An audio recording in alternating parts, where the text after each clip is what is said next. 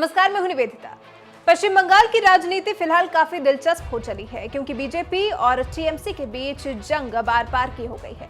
हालांकि इतना जरूर है कि बीजेपी ने कम से कम हिंसा का रास्ता अख्तियार नहीं किया, जबकि बंगाल की मौजूदा सरकार ममता बनर्जी की टीएमसी सरकार पिछले काफी लंबे वक्त से हिंसा का सहारा ले रही है। कहा जा रहा है कि टीएमसी ही है जो लगातार बीजेपी नेताओं की हत्या करवा रही है और उसके बाद तो अब जब चुनाव नजदीक हैं तो टीएमसी ने तो हद ही कर दी, जब बीजेपी अध्यक्ष जेपी नड्डा पर ही हमला करवा दिया। बीजेपी ने टीएमसी पर आरोप लगाया है कि ये टीएमसी ही थी जिसने बीजेपी अध्यक्ष जेपी नड्डा के बंगाल आगमन पर उनके काफिले पर जानलेवा हमला कराया था।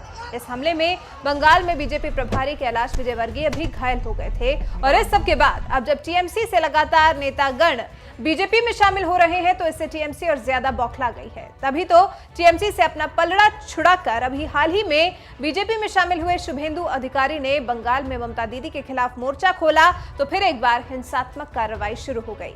पूर्वी मिदनापुर में शुभेंदु अधिकारी और तृणमूल कांग्रेस के समर्थक आपस में भिड़ गए।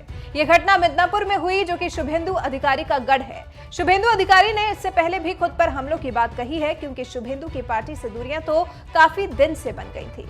शुभेंदु को केंद्र सरकार की तरफ से जेड सुरक्षा दी गई है। शुभेंदु ने बताया कि पिछले दिनों ही उन पर आज के जैसे करीब 1 दर्जन हमले हो चुके हैं।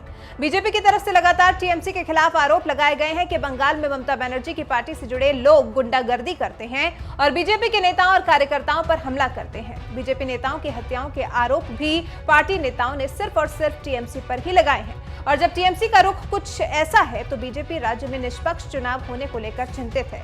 साथ ही बीजेपी से जुड़े लोगों के लिए भी वो सुरक्षा की मांग कर रही है। लेकिन यहाँ सवाल यह है कि अब तो राज्य में चुनावी माहौल पूरी तरह बन चुका है। सबकी नजर बंगाल पर ही टिकी है। उसके बाद भी टीएमसी के कार्यकर्ता इस तरह की हरकतें कर पा रहे हैं।